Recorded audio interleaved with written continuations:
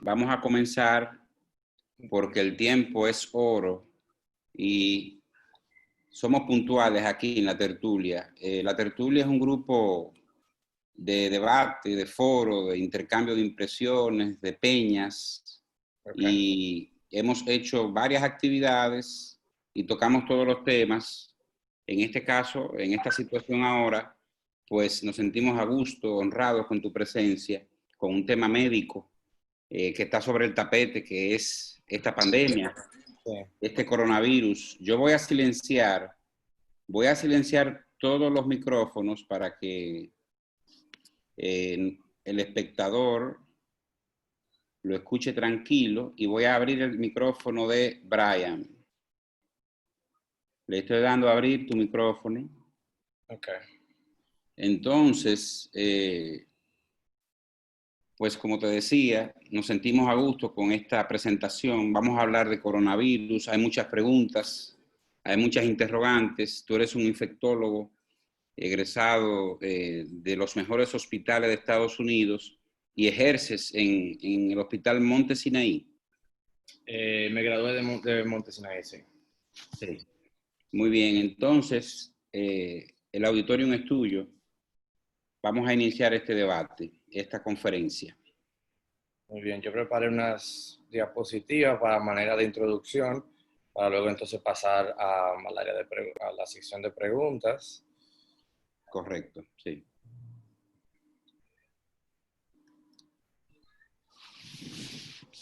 ¿La puedes ver ahora? Perfectamente. Ok, muy bien. Mi nombre es Dr. Brian Tolentino, soy especialista en medicina interna e infectología, ejerzo actualmente en la ciudad de New York, donde nos vimos como el epicentro de la pandemia en Estados Unidos. Al momento, gracias a Dios, los casos están muy, muy controlados, pero sí hemos aprendido bastante sobre esto. Entonces, preparé una diapositiva, unos 10 minutos creo, para darle una pequeña introducción a las personas que no están tan al día con lo que es el COVID, y luego entonces pasar a una sesión de preguntas. La presentación es interactiva, cualquier pregunta que quieran hacer al momento también la podemos contestar. Entonces, para comenzar, ¿qué es el coronavirus? Son una familia de virus de ARN que conocemos desde hace mucho tiempo.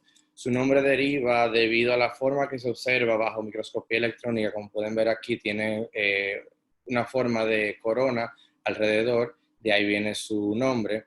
Y es un virus relativamente común, anda en el medio ambiente y causa del 5 a 10% de los casos de gripe común todos los años. Hemos visto algunos brotes por coronavirus. 3 tipos han sido en los últimos años. Estos se han visto debido a contaminación de un reservorio animal. Normalmente son virus que están en camellos o están en murciélagos y han saltado de especie, y por eso se cree que han causado este tipo de epidemias en el mundo. El primero fue el SARS en el 2003, que fue un virus asociado o descubierto por primera vez en China. Luego vino el MERS en el 2012, que todavía está presente, pero nunca llegó a ser una pandemia como tal en la península arábica. Y actualmente el COVID-19, que es la enfermedad causada por el coronavirus SARS tipo 2, que se identificó por primera vez en el 2019 y al momento sigue causando bastantes estragos en todo el mundo. Actualmente tenemos en el mundo 16.5 millones de casos confirmados y muertes 656,000. Estos son datos al día de ayer por el CDC.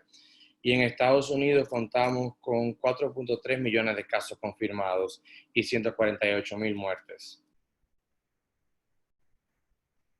La transmisión es de persona a persona, sobre todo en la comunidad. Es el mecanismo principal por el que el virus se transmite. Por eso es tan importante las medidas preventivas y el control en la comunidad para evitar que esto se siga propagando.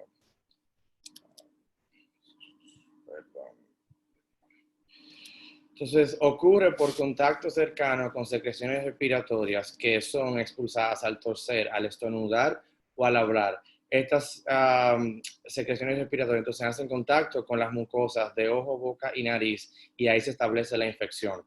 También puede ser transmitido cuando uno toca una superficie que ha sido contaminada con estas partículas y llevamos las manos, sobre todo, contaminadas a la boca, ojo o nariz.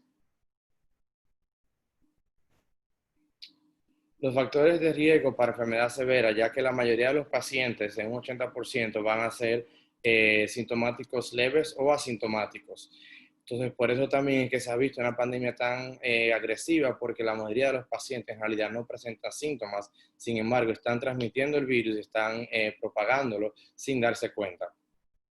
Pero sí, en ese 20% de pacientes que van a tener enfermedad sintomática, de ellos, los que tienen factores de riesgo para enfermedad severa son pacientes con edad avanzada. Mientras más mayor, mucho más el riesgo, pero se ha establecido que a partir de 50 años ya el riesgo es mucho mayor. Aún así se ha visto enfermedad bastante severa y muchos pacientes jóvenes que han tenido complicaciones, incluso han fallecido debido a esta enfermedad. Luego sigue en factores de riesgo la hipertensión, la diabetes, otras enfermedades crónicas del corazón y de pulmón y la obesidad. Son los factores más comunes, pero cualquier otro tipo de enfermedad, como enfermedad renal, enfermedad inmunosupresiva, puede poner en mayor riesgo a los pacientes. Cabe destacar que VIH y embarazo no se ha determinado que como tal tengan un riesgo mayor de enfermedad severa, aún así hay que proteger a todos los pacientes de la mejor manera posible.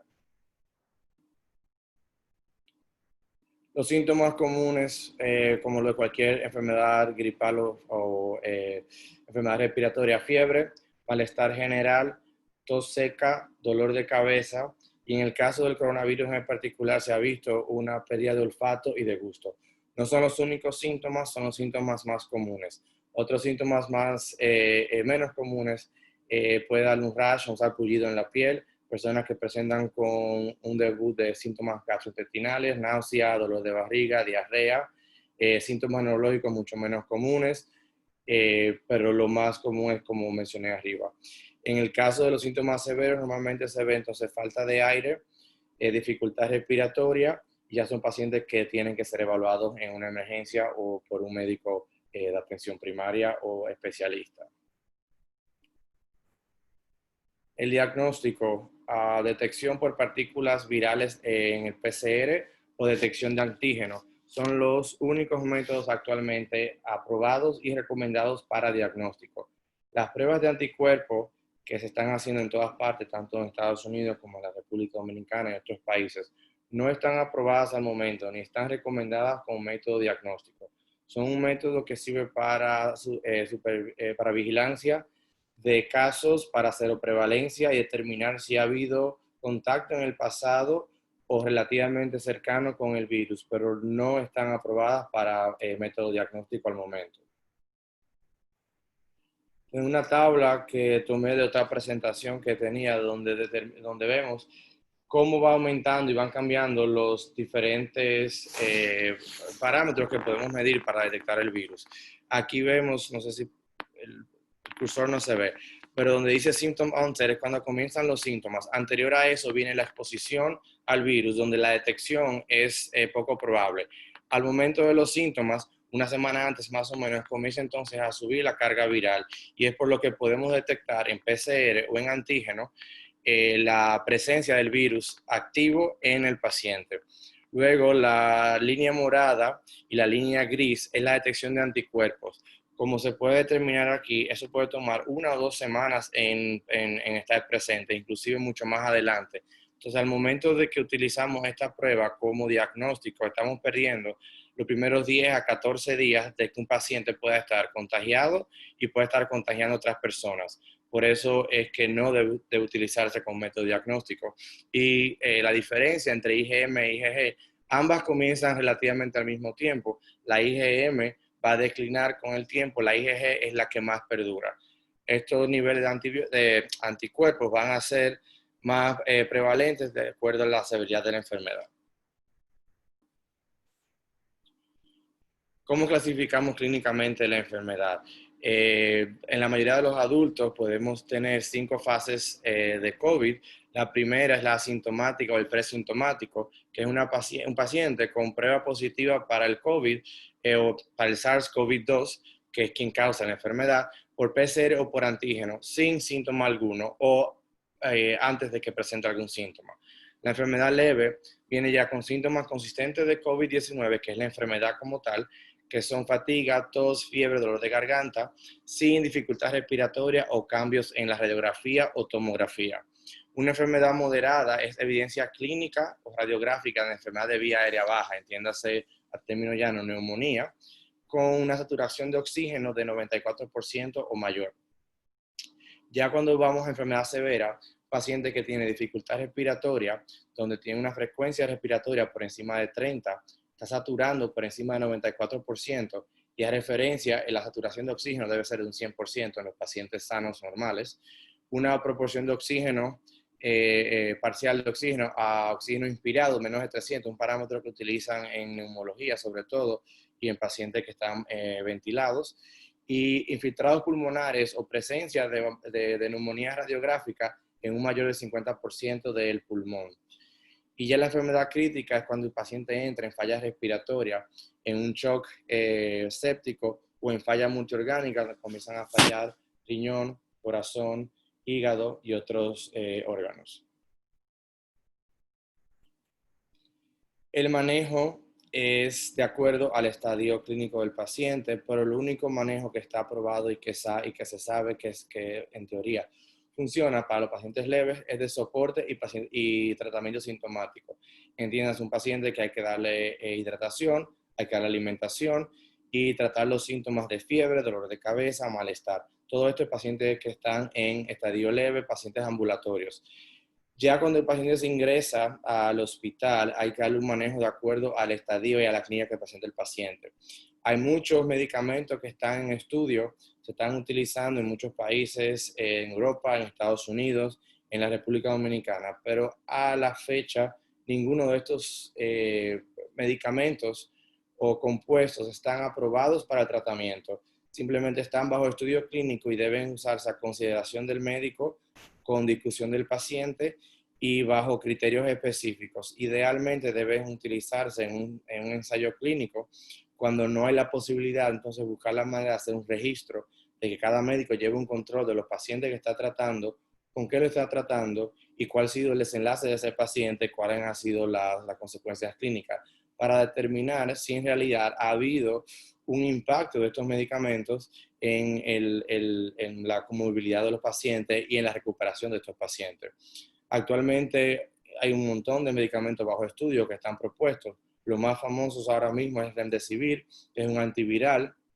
La hidroxicloroquina, la citromicina se han hecho muy famosos.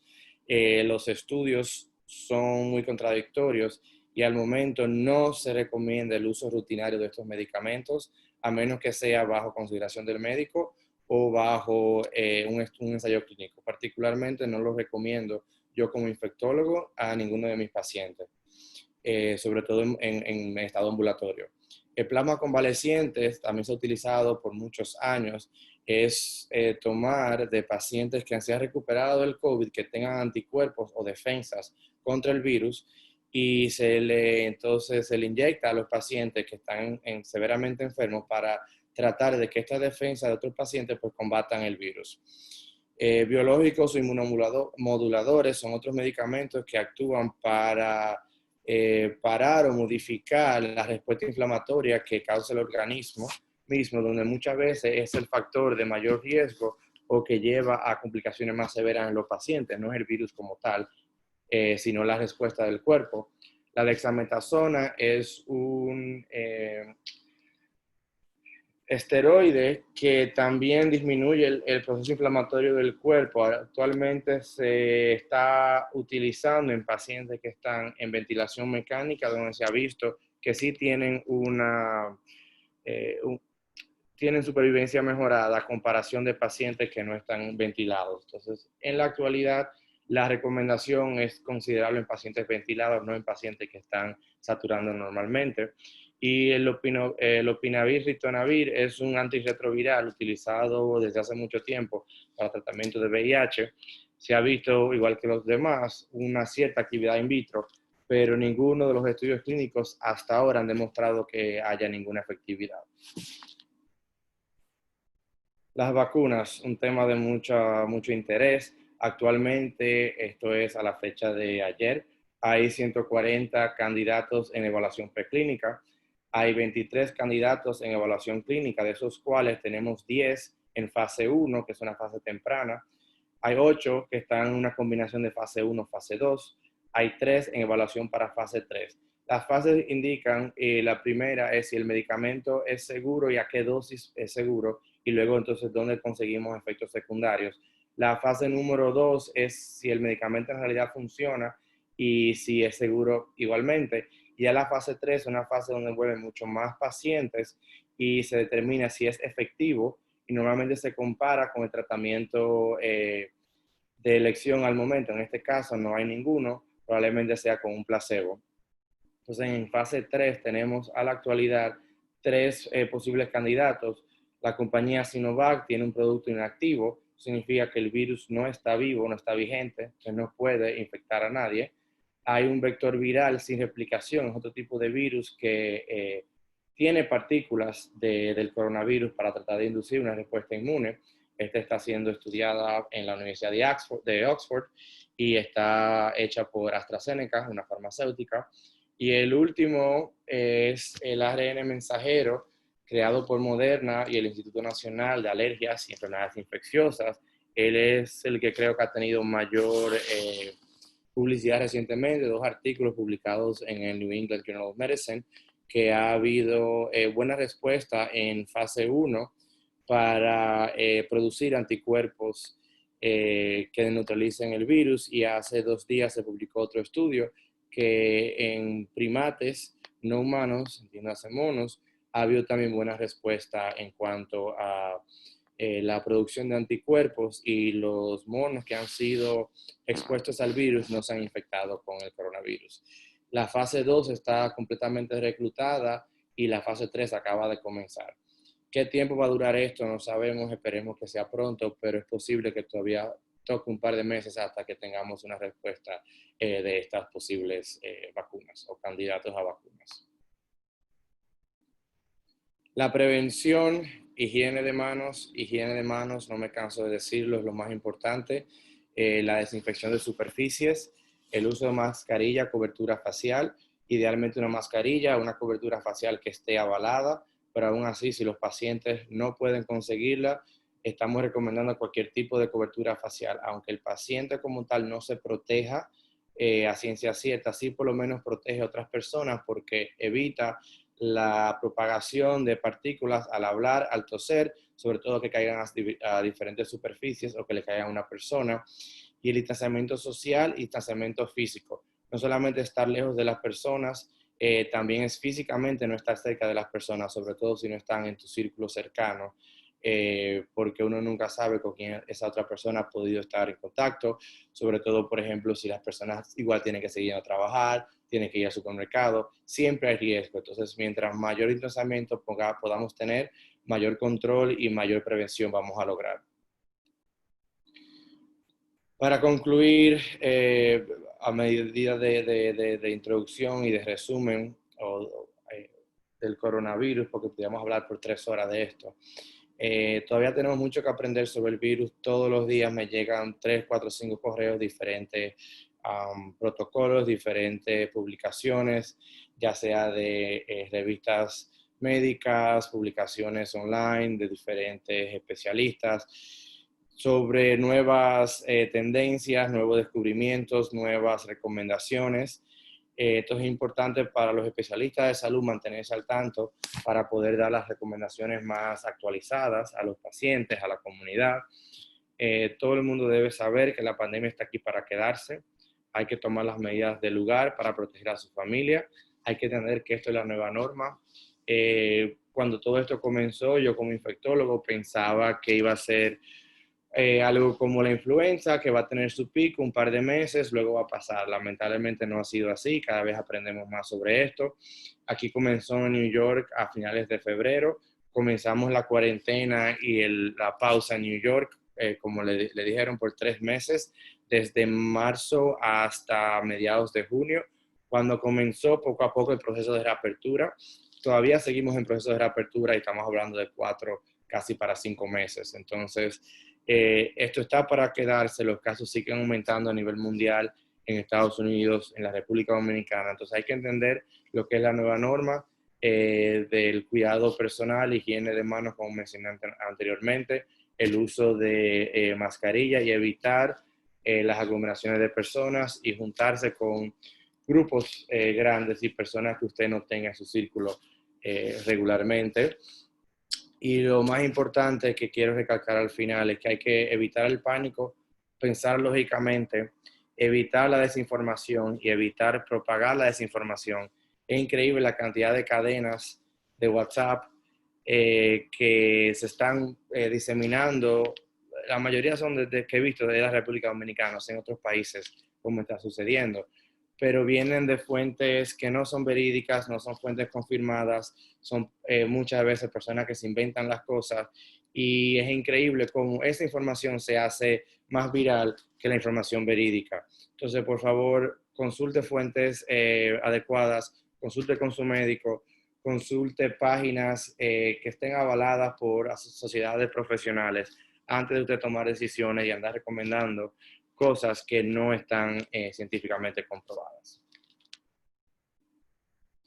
Algunas páginas, sociedades importantes que seguimos aquí en Estados Unidos, que sabemos que están reguladas por profesionales que sí tienen mucha experiencia y no están publicando cosas simplemente por publicarlas, como sería algunos medios de prensa. Con esto termino mi presentación a gran escala, un pequeño resumen de lo que es el coronavirus, de qué es el COVID y de la pandemia actual. Excelente, Brian. Muy bien. Este es el momento para que los miembros de la tertulia levanten la mano y hagan sus preguntas. Yo te voy a hacer una pregunta de inicio en lo que la gente se va animando. ¿Es posible que haya una persona que no esté en contacto con el virus, no desarrolle anticuerpos, pero que tampoco le dé? ¿Eso es una posibilidad? ¿Qué porcentaje de la población? Porque a veces hay personas que dicen, eso le va a dar a todo el mundo. ¿Qué porcentaje de la población va a ser afectada si se sabe? Un aproximado. Y la pregunta que te hago es, ¿puede haber personas que no hayan estado en contacto con el virus, que no tengan anticuerpos y que no le dé? Ok, vamos por parte. No todo el que haya tenido enfermedad ni todo el que haya tenido contacto con el virus va a tener anticuerpos. No el 100% de la población va a producir los anticuerpos. Eso es lo primero.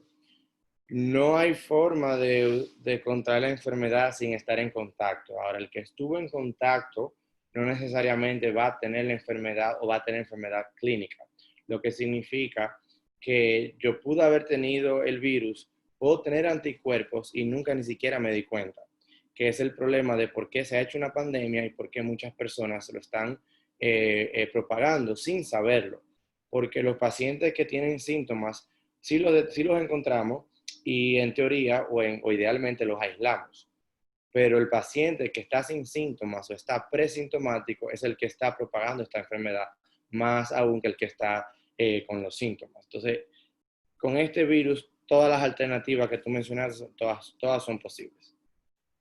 Es bueno, Brian, que vamos a quitar la presentación para que se vea tu cara completa. Creo que salir de la presentación. En lo que Chiqui Liriano va a hablar ahora, es verdad que las personas que son del tipo de sangre O positivo tienen cierta protección o le da menos grave a los que son O positivos. Eso está documentado. No tiene que ver eso. El virus no tiene nada que ver con tipo de sangre. Muy bien. Chiqui, entonces, déjame abrirte. Aquí te lo pregunto porque aquí han mencionado eso en algunos foros, que el tipo A le va peor, supuestamente. Hasta donde tengo entendido y lo que he podido leer, no ha habido ninguna diferencia en cuanto a tipo de sangre como tal. No está determinado que sea uno de los factores de riesgo. Ok. Brian, agradecerte que tú tomaras de tu tiempo tan ocupado. Me imagino que normalmente un infectólogo en Nueva York tiene mucho trabajo, pero en este momento debe ser algo inimaginable. Hay varias cosas que quiero comentar contigo y la primera que me llamó mucho la atención cuando tú sugeriste que probablemente en un par de meses sepamos algo de la vacuna. Yo humildemente pienso que si llegamos a diciembre o enero con una vacuna vamos a ser muy dichosos. Yo estoy esperando realmente tener una vacuna efectiva como en un año. Y todavía me siento dichoso que la tengamos en un año. Lo que iba a decir de Bruno, tú sabes que cuando yo hice mi tesis, una de las cosas que nosotros hicimos fue epidemiología de los pacientes con úlcera péptica y sangrado gastrointestinal diagnosticados en el Hospital Cabral Ibáez. Y en ese tiempo recuerdo que el tipo de sangre O era el más común para hacer sangrado gastrointestinal alto. Pero observa cómo estábamos nosotros de atrasados, que hacía 6 años, 5 años, ya se conocía el Helicobacter pylori. Y nosotros pasamos esa tesis y ninguno de los que la estaba corrigiendo la refutó. Y estábamos hablando que los tipos de sangre eran los que determinaban si tú sangrabas o no. Eso me parece algo parecido a lo del coronavirus con los tipos de sangre también. O sea, es como un poco alegre tú determinar que un tipo de sangre va a determinar una infección. Yo no descarto nada, pero lo dudo muchísimo. En cuanto... De acuerdo contigo, de acuerdo a virología como tal, no hay una predisposición a este virus particularmente con los tipos de sangre. Hay un montón de estipulaciones porque que no sabemos en realidad. Esto nos ha tomado a todos por sorpresa. Entonces muchas cosas se están discutiendo, pero comprobado todavía no. No, y te iba a decir, en cuanto al tratamiento, la forma en que tú lo abordaste me fascinó, porque realmente fuiste muy sincero y hablaste con mucho sentido común. Realmente nosotros estamos aprendiendo de esto. Nosotros tenemos una enfermedad que ni siquiera tiene más de 7 meses en calendario real. O sea, estamos hablando de que esta enfermedad se dijo que en China apareció a finales ya el día final del año 2019 y nosotros no hemos cumplido 7 meses, hoy estamos al día 30, o sea, mañana se han cumplido 7 meses prácticamente de que esa enfermedad apareció, entonces ya hay mucha gente que se declara experto cuando nosotros todavía estamos aprendiendo muchísimo de esta enfermedad. Hay una pregunta. Yo pienso que fue muy interesante también establecer los estadios donde uno va a usar los diferentes medicamentos, donde haga sentido. O sea, no en todos los sentidos, en todos los estamentos tú vas a usar los mismos medicamentos, sino que hay que entender cuándo usar cada uno. Me extendí demasiado, gracias por... Para hacer lo más posible, hay unos protocolos, cada hospital tiene el suyo.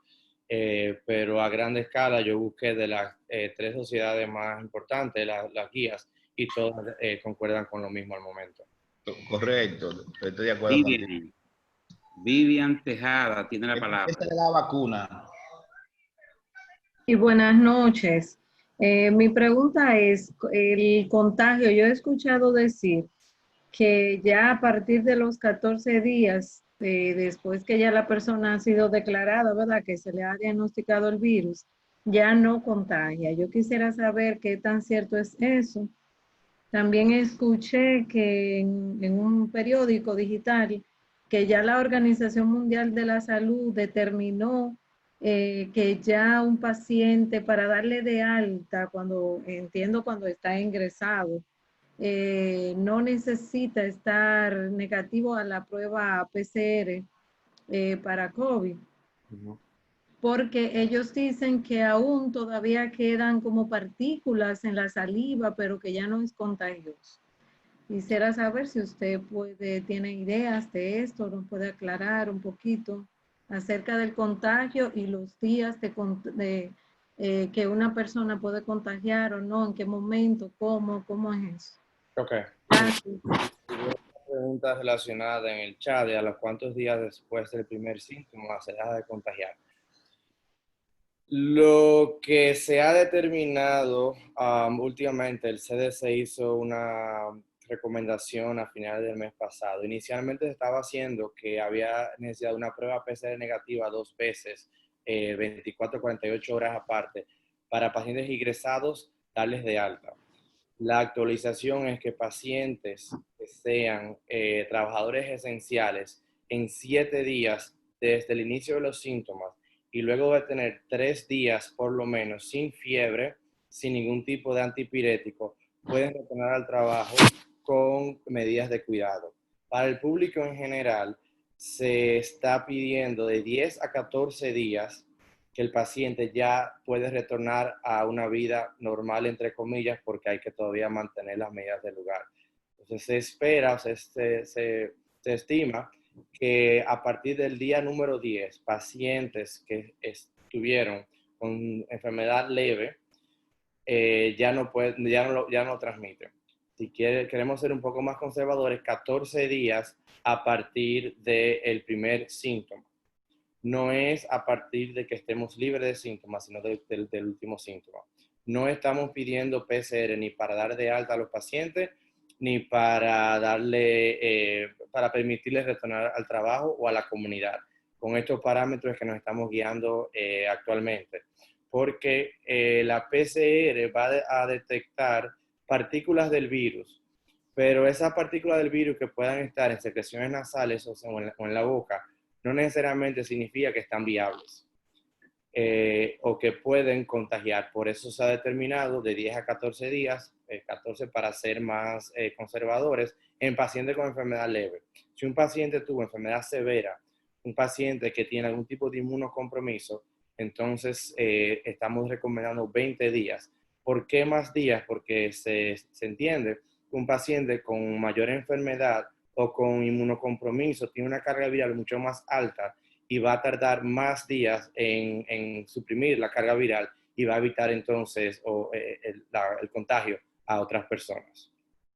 Creo que respondía ambas o me faltó una.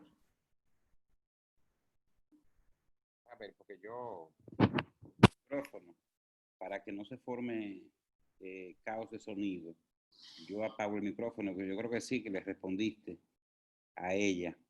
Okay. Veo una pregunta aquí en el chat sobre estratificación de las edades y las complicaciones. Hay una tabla que puedo buscar que divide las edades y se ha visto que por encima de 80 la mortalidad es mucho, mucho más alta. La división va de 80 en adelante, de 50 a 70, de 40 a 50 y por debajo de 40.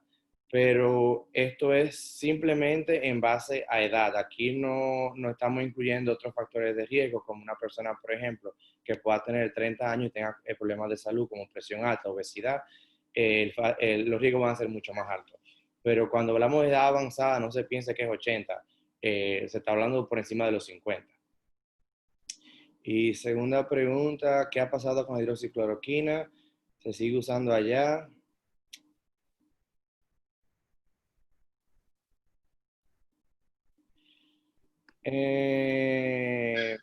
Ok, sobre la hidroxicloroquina, los estudios, como mencioné anteriormente, son contradictorios. La mayoría no han demostrado ningún tipo de beneficio.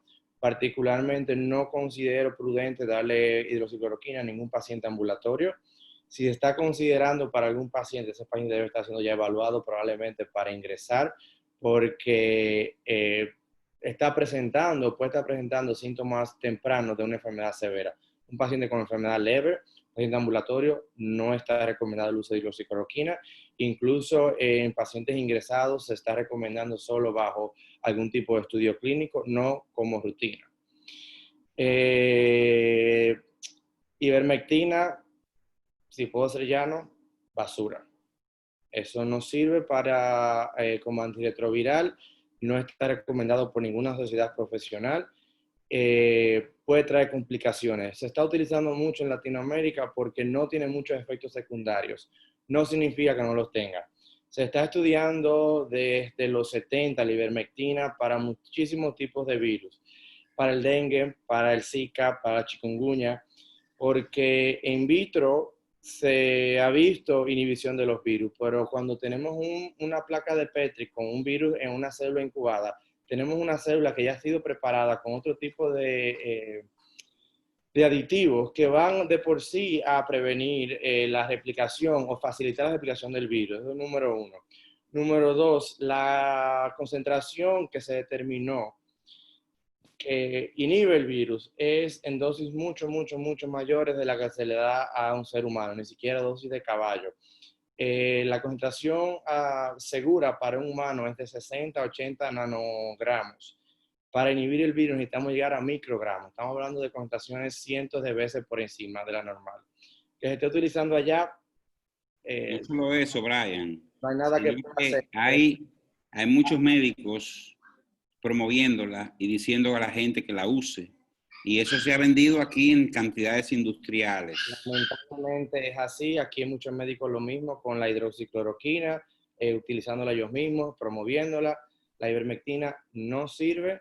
Yo no se la daría a ninguno de mis familiares. Los tengo a todos prohibido que la tomen y yo tampoco la tomaría. Cada quien y cada médico y cada persona confía en su médico y si decide hacerlo porque no tiene ningún efecto secundario y por si acaso, pues adelante. Pero me están pidiendo mi opinión científica, no sirve. Heuri, estoy abriendo tu micrófono y veo que tú no le das a abrir, que levantaste la mano. Aquí hay una persona que habla del Remdesivir, ¿qué opinión tú tienes sobre el Remdesivir? Si tú crees que va a ser la cura, ¿verdad? Quisiéramos, dentro de todos los medicamentos propuestos, es de los pocos que tiene microbiológicamente y virológicamente un sentido, porque es un análogo de nucleótido que termina la cadena de replicación del virus. Entonces tiene un poco más de sentido biológicamente y virológicamente. Los estudios que hasta ahora son también un poco contradictorios porque se utiliza en pacientes que están severos. Muchas de las críticas contra esto es si quizás se esperó muy tarde a darle al paciente. Si quizás lo agarramos más temprano al paciente, vemos un beneficio mucho mayor. Son muchas preguntas que no vamos a poder responder hasta que haya más estudios clínicos. Yo sé que Mount Sinai tiene su protocolo, tenemos ensayos clínicos, así como la mayoría de los grandes hospitales, por lo menos en Estados Unidos.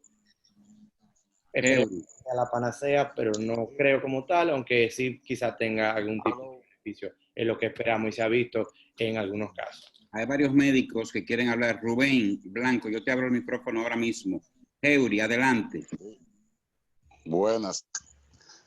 La pregunta mía es sobre el clima.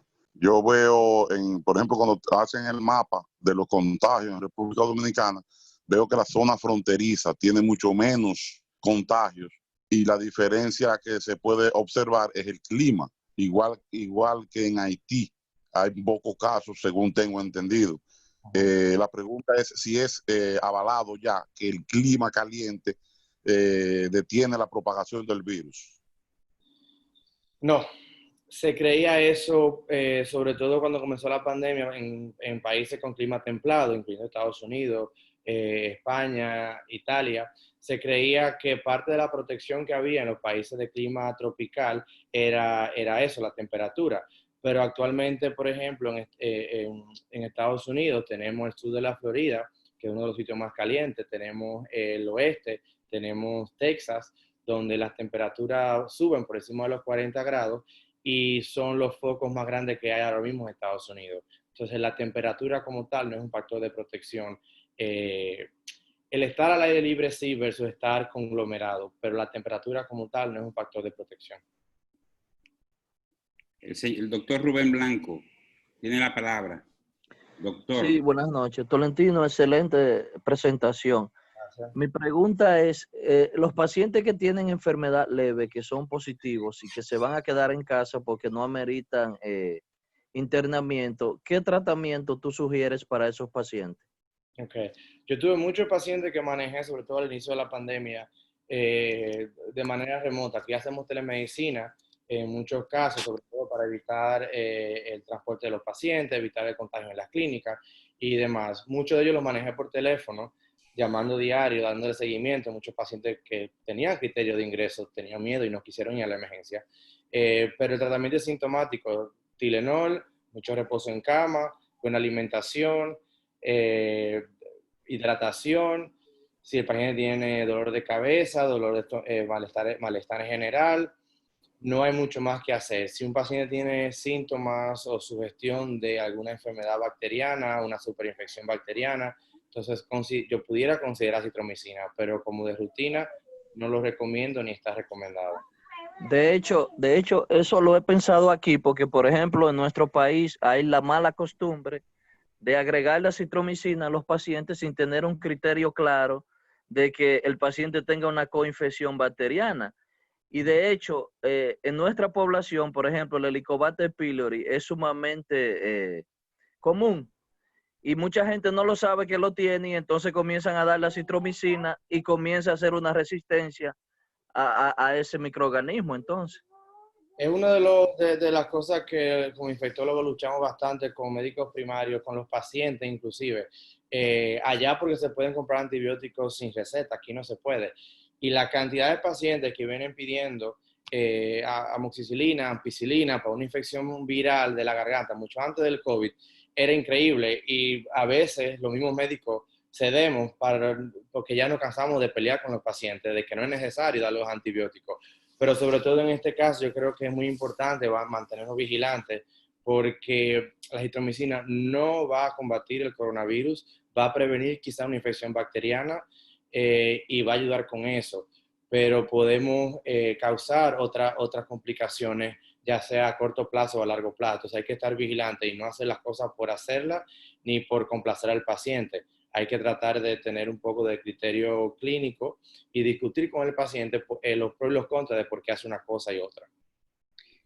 Andrés Ausón, te voy a abrir el micrófono ahora. Antes de eso, Pamela pregunta, tengo a mis padres con el COVID y mi hermana y yo lo estamos cuidando.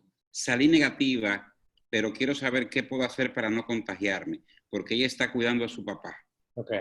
Una pregunta que hemos tenido tanto aquí con muchos pacientes, sobre todo si pacientes que viven en apartamentos muy pequeños con otros familiares, tanto como allá, si hay forma de hacer distanciamiento físico, entiéndase de que los padres se queden en un área de la casa y la persona más joven que no está infectada se quede en otra área, pues perfecto.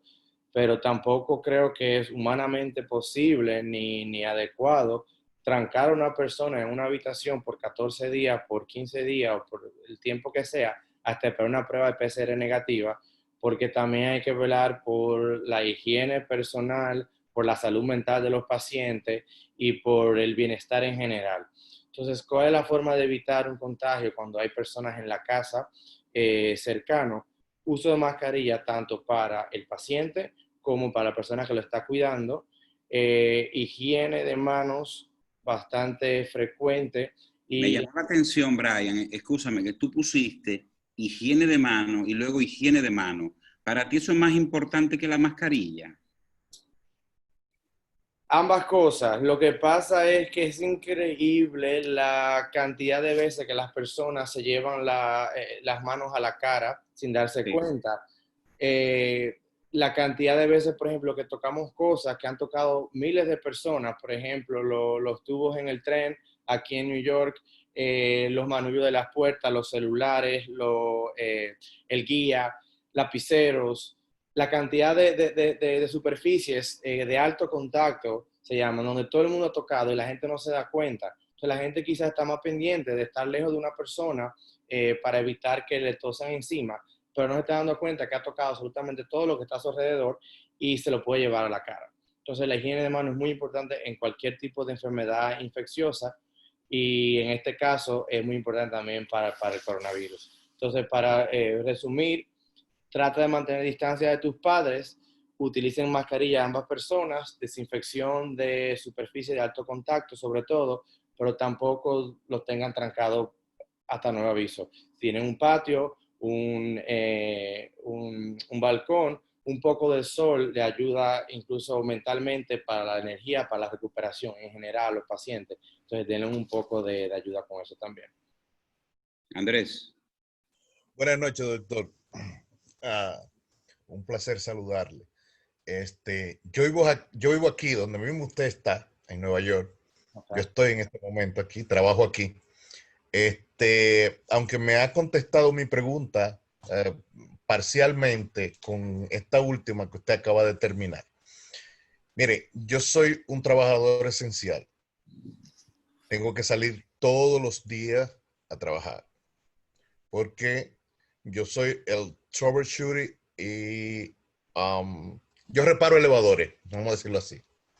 Yo reparo elevadores y tengo que ir diario 5, 6, 7, 8, 9, 10, 11, 12, quizá más edificios. En esos edificios tengo que estar en contacto con los superintendentes, con los managers, tengo que hablar con ellos, pero a la vez tengo que ponerle la mano a los botones de los elevadores. Tengo que, como usted dice, tengo que tocar muchas cosas. Aparte de la higiene personal que uno debe de tener con las manos, del uso de mascarilla, que la uso siempre. Aparte de eso, uno como ser humano en su casa, ¿qué medidas podemos tomar preventivas para por ejemplo, yo me estoy tomando 2 días de 1000 miligramos de vitamina C, pero vitamina C es real. O sea, vitamina C completamente real. Y después me tomo un día 2000 miligramos y vuelvo 2 días 1000 miligramos. Yo soy hipertenso. O sea, no mucho, pero sí lo soy. Ahora mismo es mi única condición. ¿Qué uno puede hacer para hacer una profilaxis interna con relación al virus? Y que si a uno le llega, pues que el virus no lo mate de una vez. Ok. Cuando tú preguntas, tomar vitamina C, me parece bien. Yo incluso muchos pacientes que con resfriados comunes, yo les recomendaba muchas veces simplemente el hecho de que vienen un té y les hace sentir mejor, aunque sea efecto placebo. ¿Por qué digo que la vitamina C, si no está comprobada científicamente, pero lo que no se absorbió se va en la orina? No tiene ningún efecto nocivo necesariamente. Con un vaso de jugo de naranja, un vaso de jugo de limón, un puñado de fresa, tiene la cantidad de vitamina C necesaria del día. El resto que tu cuerpo no necesita lo vas a orinar, con una vitamina hidrosoluble. Entonces, muchas personas tienen un problema en tomar vitamina C porque no les gusta el sabor, porque no les gusta tomar pastillas. Con vitamina C natural es suficiente. Ayer mismo vi, incluso, a propósito de tu pregunta, una publicación sobre la deficiencia de vitamina D asociada a probablemente quizás mayor riesgo de enfermedad severa de COVID. La vitamina D ha sido por mucho tiempo el tema de mucho debate.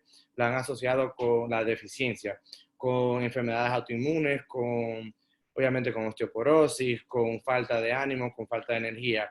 Entonces, comentaba ayer con una prima endocrinóloga que es una de las cosas que yo sí comencé a hacer conciencialmente cuando comenzó la pandemia, porque estaba saliendo desde el invierno y mi vitamina D estaba muy bajita y a mí, gracias a Dios, no me ha dado nada, pero que esté 100% comprobado no te puedo decir, pero a manera general, por salud, siempre es importante tener la vitamina D en un nivel adecuado. Entonces yo diría alimentación sana, muchas frutas y vegetales, vitamina C está bien, el zinc, hay también lo mismo, es como si funciona o no funciona. No hemos tenido necesariamente efectos nocivos, son vitaminas y minerales que el cuerpo necesita. Entonces entiendo que una alimentación adecuada, si no es imposible, entonces suplementarla con un multivitamínico o con los suplementos necesarios.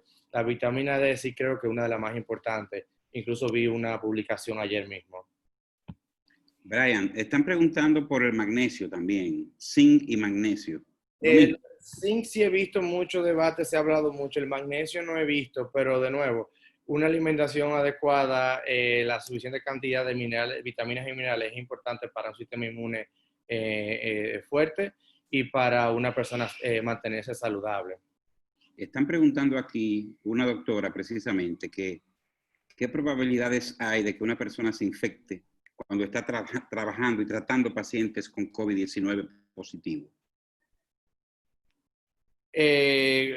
Ok, depende del tipo de contacto que haya. Si es, por ejemplo, un especialista que está haciendo procedimientos que pueden crear aerosoles como intubación, dentistas, otorrinos, el riesgo va a ser mucho más alto.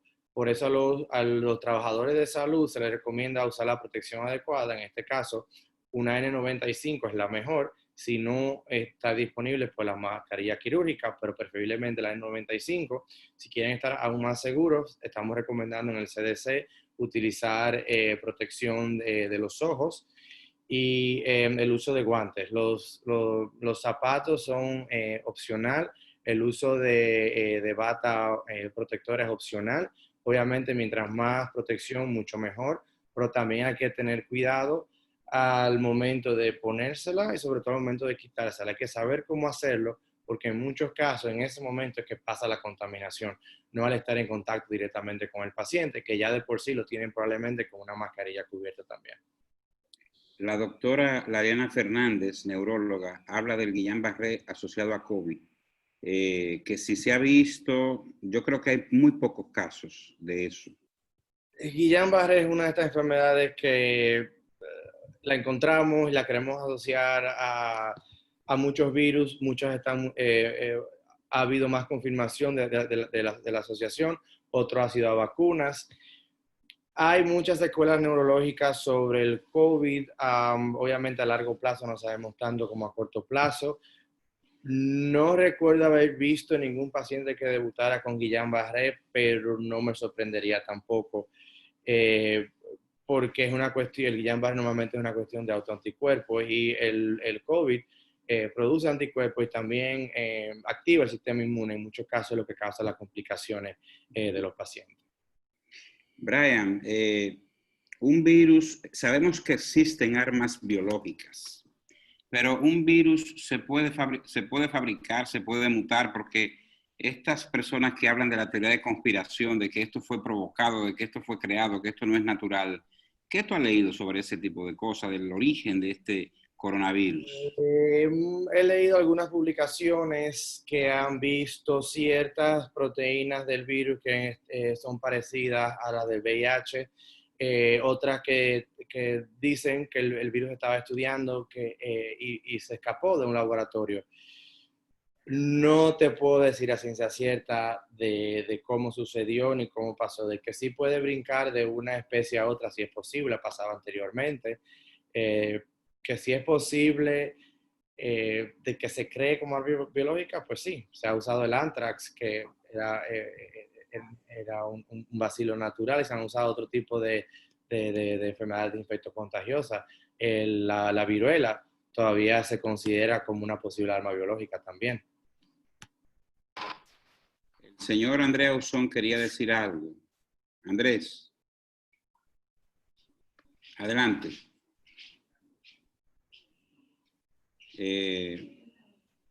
Muy bien, entonces, aquí habla el doctor Rubén Blanco, dice que tuvo un caso de Guillain-Barré, que le abre el micrófono. Rubén Blanco, vamos a abrir el micrófono.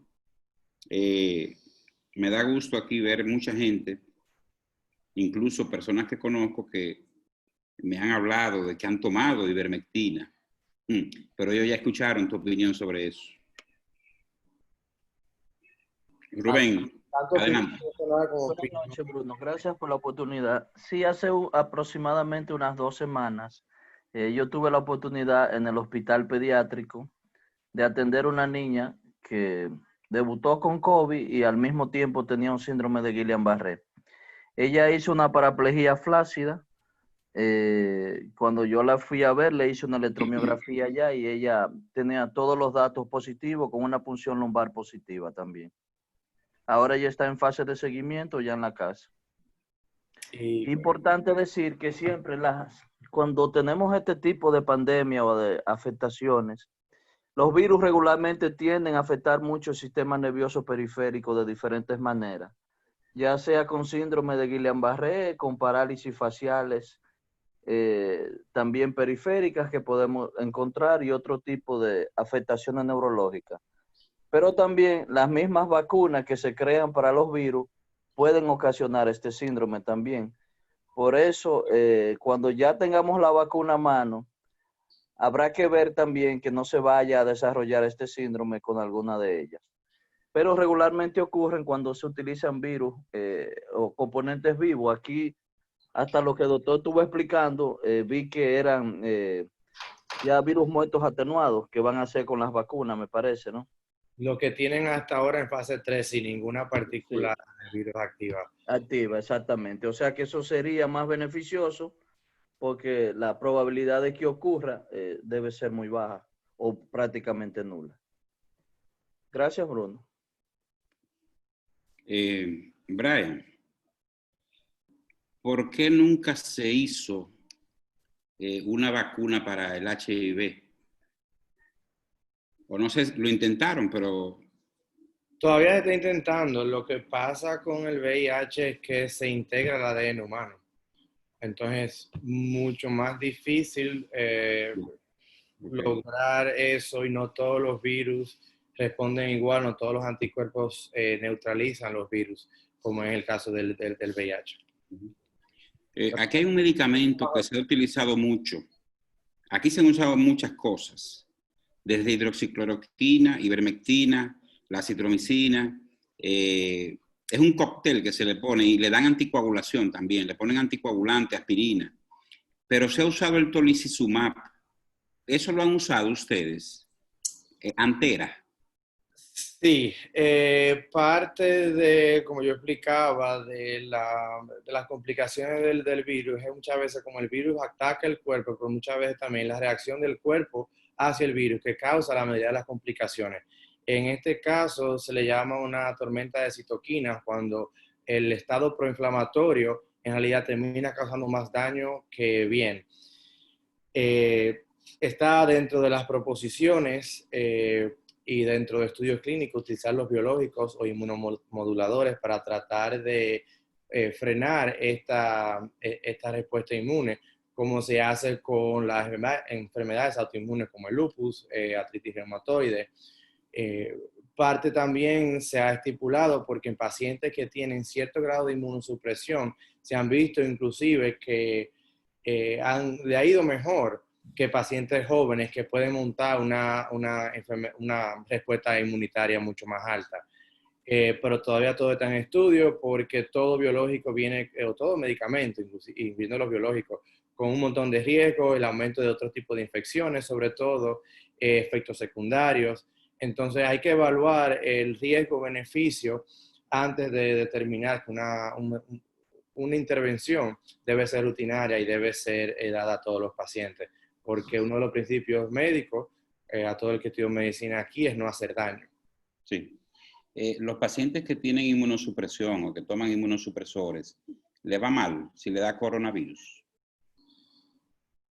Se esperaba eso, pero como te he explicado, no están dentro del grupo de enfermedades o el grupo de pacientes que les ha ido peor. Y de ahí es que viene la teoría de quizás si los inmunomoduladores van a poder evitar que estos pacientes lleguen a estas complicaciones. Pero no todas las complicaciones son debido a la tormenta de citoquinas.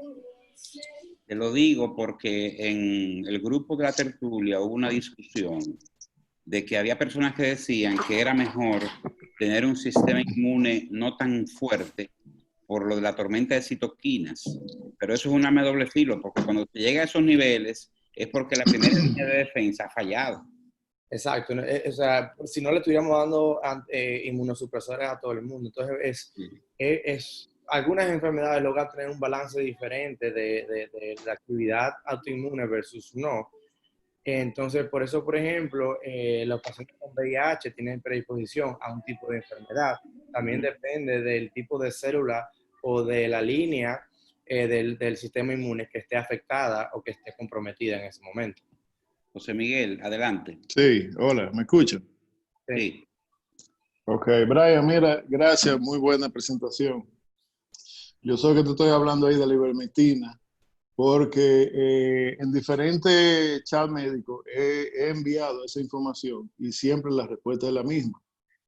Eso es anecdótico, eso carece de información. Entonces yo me pregunto, te puse ahí los nombres de los médicos que son abanderados de ella, que dicen y alardean de que han tratado más de 2.500 pacientes y que afirmaron mucho antes del uso de la ivermectina, afirmaron categóricamente que una vez se utilizara esa, el porcentaje de letalidad iba a bajar en el país, y así sucedió. ¿Qué opinión te merece eso?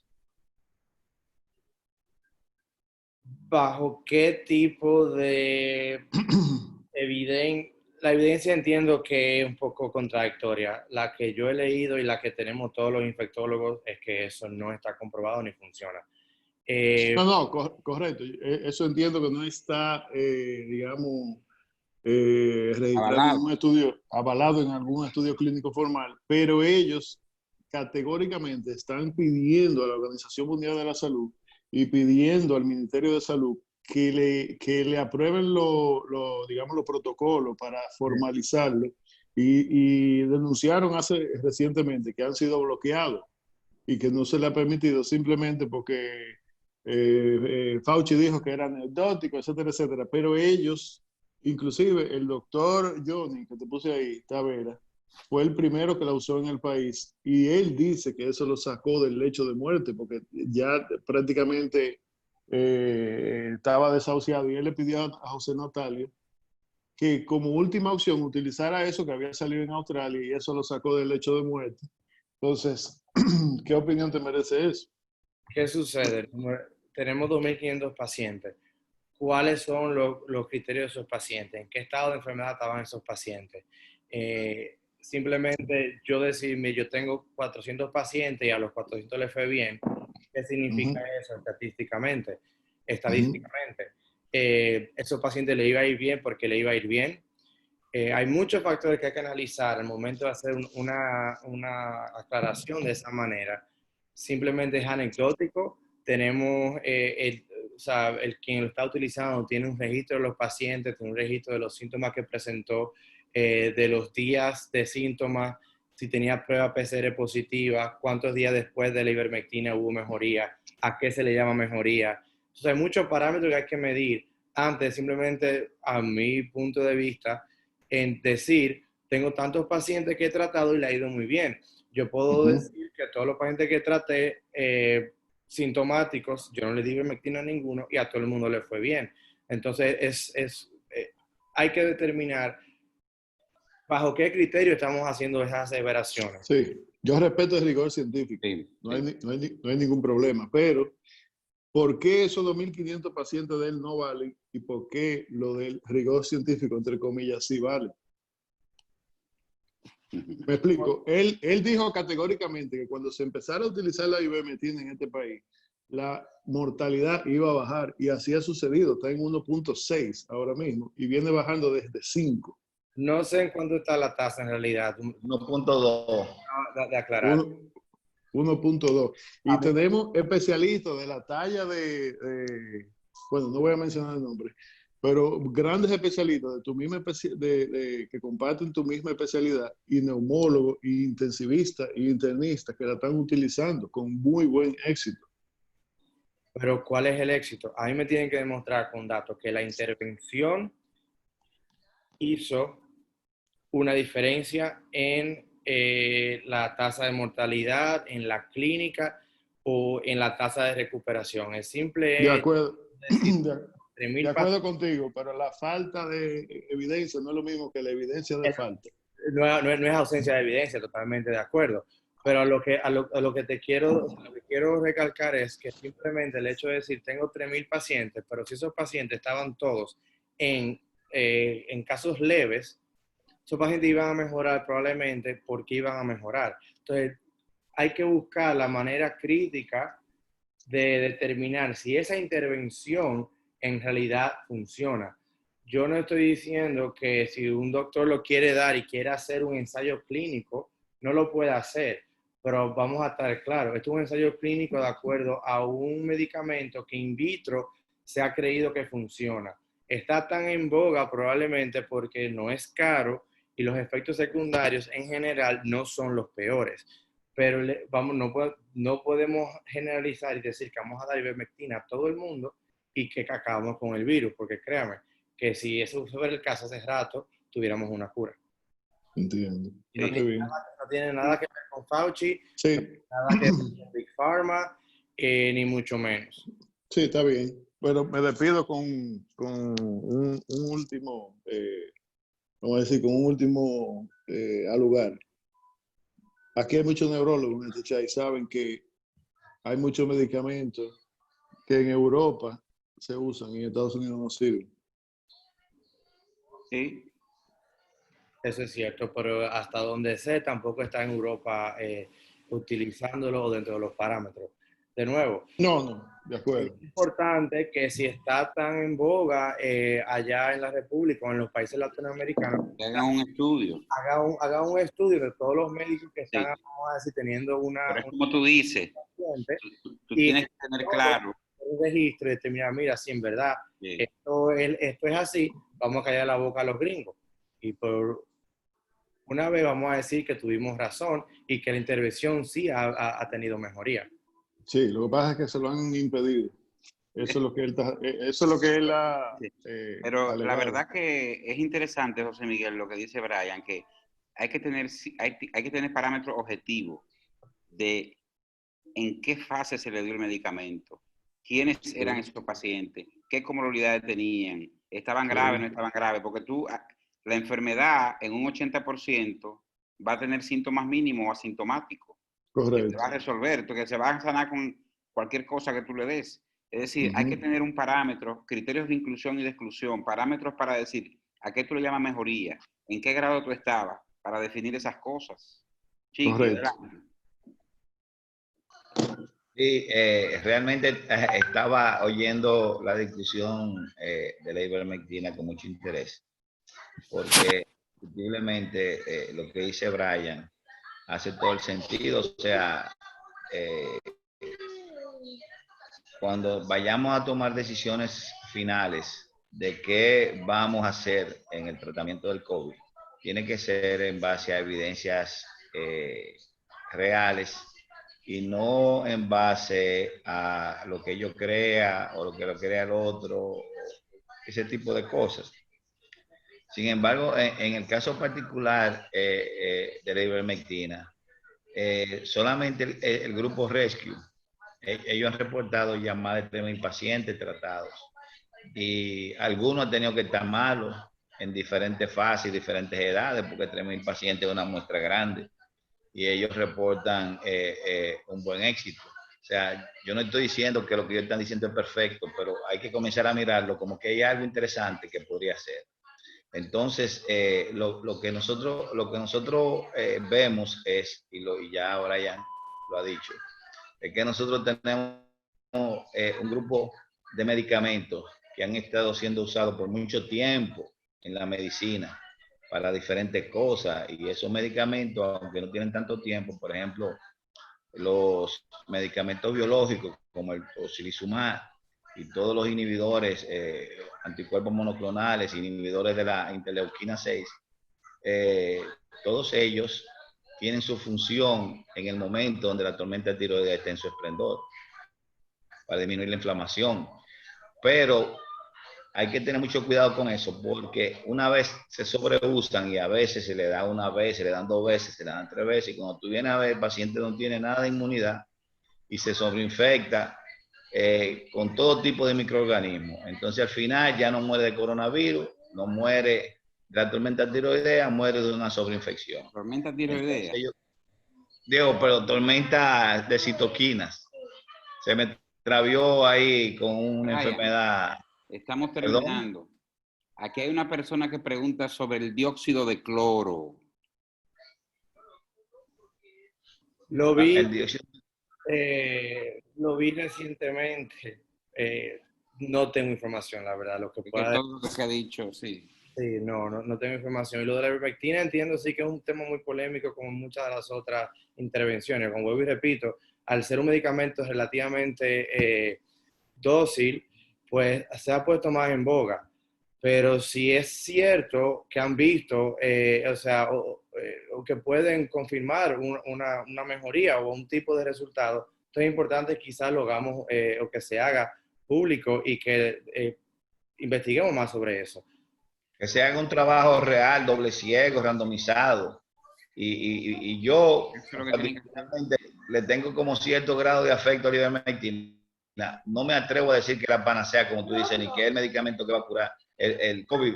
Sin embargo, como que tengo un cierto grado de nostalgia, porque para mí sería interesantísimo ver que un medicamento de ese tipo haya resuelto el problema. Entonces, en ese sentido, yo creo que tenemos que abocarnos a hacer las cosas bien hechas, un buen trabajo. Anecdóticamente tenemos un Conabios que tú vas y sugieres cualquier investigación y ellos dicen que no.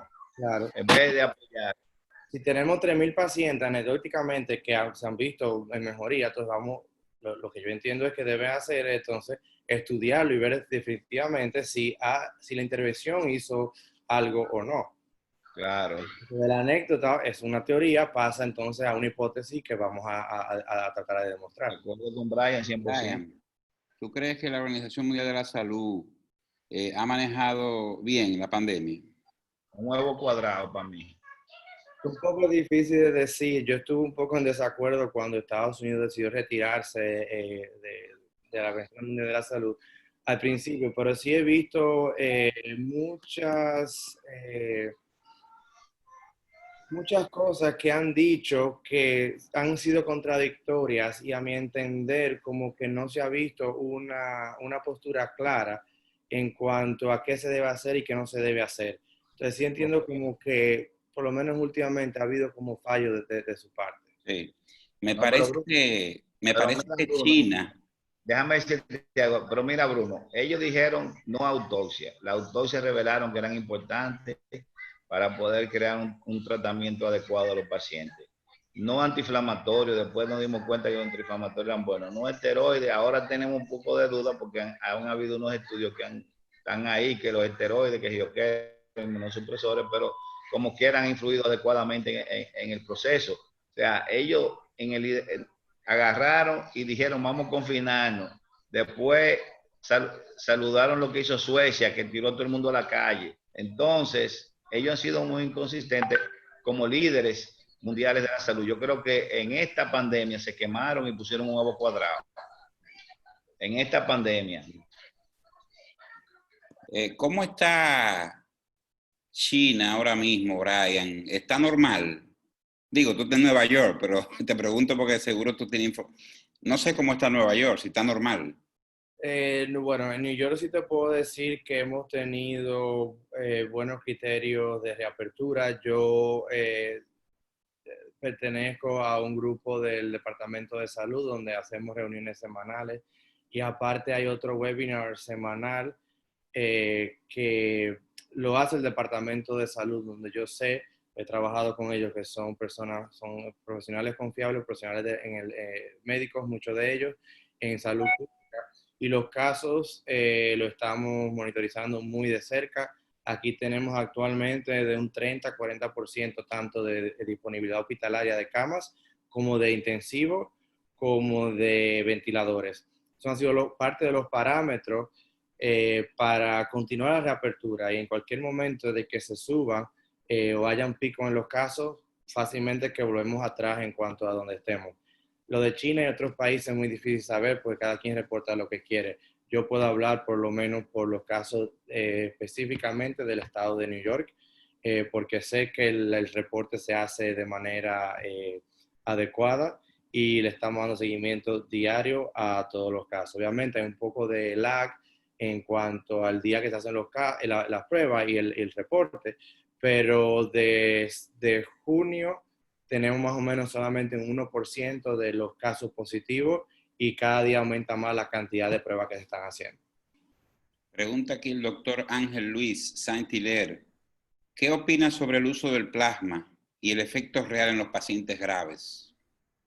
Lo mismo, como todos los demás, actualmente los protocolos están pidiendo o solo están bajo estudio clínico, solo en pacientes que están en estado severo.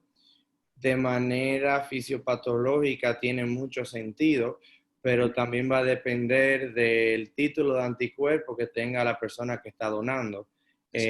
Mientras más altos los anticuerpos, se espera que sea mejor la respuesta. Pero lo mismo, hay que ver cuál va a ser el desenlace, si se va a hacer necesariamente. Aquí se está usando mucho eso también. Como mencionaron el Guillain-Barré, no a todo el mundo se le da inmunoglobulina. Entonces es cuestión de analizar qué paciente quizás sea el que más se beneficie para evitar efectos secundarios y efectos nocivos del tratamiento. Sí. Bueno, pues Brian, creo que estamos llegando al final. Ya tenemos 1 hora y 15 minutos que la he sentido bien amplia porque se ha discutido mucho sobre esto. Todavía, aquí hay una persona, una última pregunta de Elvira. Vamos a abrir el micrófono a Elvira Yané, que quiere hacer una última pregunta. Adelante. Buenas noches, Brian. Muy orgulloso de que un dominicano se esté destacando en este momento tan difícil como médico epidemiólogo. Infectólogo. Son 2 preguntas, pero están relacionadas. Hay casos de que hemos sabido personas allegadas de algunas personas en la tertulia que han dicho que le ha repetido el virus, a los 2 o 3 meses le ha vuelto a repetir el virus. Y por otro lado, ¿por qué hay personas que duran a veces hasta mes y medio internos muy mal y siguen dando positivo? ¿Pudiera ser una reinfección? A ver, explícame un poquito eso. Se ha debatido mucho sobre la reinfección. Hasta donde sé, no ha habido caso 100% comprobado de que sea reinfección. Lo que hablamos la semana pasada en una de las conferencias internacionales de retrovirus es que se piensa que entre una prueba y otra ha habido un falso negativo y que simplemente ha sido más que nada una infección prolongada, como se ha visto. Yo tengo un paciente que tiene 33 años, tuvo COVID confirmado en marzo y al sol de hoy todavía sigue desaturando y haciendo taquipnea con actividad física. Ya está negativo, pero ha sido algo prolongado. De que pueda suceder es posible. Ojalá que no, porque esa es la base de la vacuna, entonces estaríamos en problemas. Pero confirmado, no. Hay algunos casos que se ha estipulado, pero no hemos confirmado. Lo que dicen los expertos es que posiblemente sea una enfermedad prolongada y simplemente hay un falso negativo entre una y otra. Comentan algunos tertulianos que a partir de los 3 meses baja los antivirus o los anticuerpos y entonces por eso se contagian de nuevo. ¿Pudiera eso ser? Sí, los anticuerpos efectivamente van disminuyendo y la respuesta de anticuerpos va determinada por muchos factores. Dentro de uno de esos factores es la severidad de la enfermedad. Mientras más severa, más se espera que los títulos de anticuerpos suban y que al estar más alto dure más tiempo. Definitivamente disminuyen. La idea o lo ideal que queremos es que el cuerpo tenga las células de memoria para poder montar una respuesta de anticuerpos mucho más rápida al momento de ser expuesto al virus. Hay que ver si en realidad se puede volver a contagiar, por eso es que todavía al momento lo que recomendamos es cualquier persona que tenga anticuerpo positivo debe seguirse cuidando y cuidando a los demás, porque no tenemos una respuesta concreta ni concisa sobre si los anticuerpos protegen y sobre si hay chance o cuál es el chance de reinfección que puede existir. Brian, Gracias. la gripe, el flu, ¿verdad? Mata más gente que el coronavirus, porque hay reportes de que mata muchísima gente al año en Estados Unidos. Aquí mata muchísima gente, lo que pasa es que sobre todo inicialmente hay que ver en cuanto a la cantidad de personas que se infectaron y la cantidad que murieron. En el caso de influenza tenemos varios tratamientos inclusive dirigidos a la influenza. Entonces sí hay mortalidad, pero hay manera de manejarlo. En el caso del COVID tenemos una enfermedad que no conocemos, que no tenemos tratamiento adecuado y que es mucho más contagiosa que la misma influenza que viene por temporada. Que es más contagioso. Una vacuna que no es 100% efectiva, pero sí produce por lo menos un cierto grado de protección ante algunos tipos que puedan andar circulando. Adelante, Chiqui. No, darle las gracias a Brian por tomar de su tiempo tan ocupado, dedicarnos casi 1 hora y media a instruirnos con sus conocimientos, y la paciencia que ha tenido y la calma para contestar todas las preguntas de todos los tipos. Muchísimas gracias, Brian, y esperemos que la inmunidad celular sea real en esta cosa y uno pueda sentirse protegido. Y cualquier persona que quiera discutir más a fondo conmigo, que podamos intercambiar ideas, yo te puedo pasar mi correo, se lo puede pasar. Así, cualquier información, porque aquí estamos aprendiendo todos el día a día sobre esta situación tan difícil. ¿Cuál es el correo? ¿Cuál es? No, pero no, yo te lo doy a ti para que tú se lo des a los otros. A ver. Es para la gente que está aquí, que por si acaso. Okay. Te van a matar de correo, Brian. No. Okay, yo te lo voy a escribir en el chat. Sí. Betolentino, @chnnnewyorkcity.org. ¿Qué quiere decir eso, CH? Community Healthcare Network, CHNYC. ¿Ese es el hospital? La clínica, sí. ¿Cómo se llama la clínica? Community Healthcare Network. Ok, está bien. Bueno, pues muchas gracias, Brian. Mucho gusto. Y la tertulia es eso, un debate de ideas para aprender y buscarle soluciones a los problemas. Gracias a todos. Mira, vamos a invitarlo como en octubre, noviembre, para discutir de las vacunas. Esperemos que tengamos más información. Sí, claro que sí. Claro que sí. Aquí hay. Gracias. Sí. Buenas noches. Gracias. Buenas noches, muchas gracias. Adiós.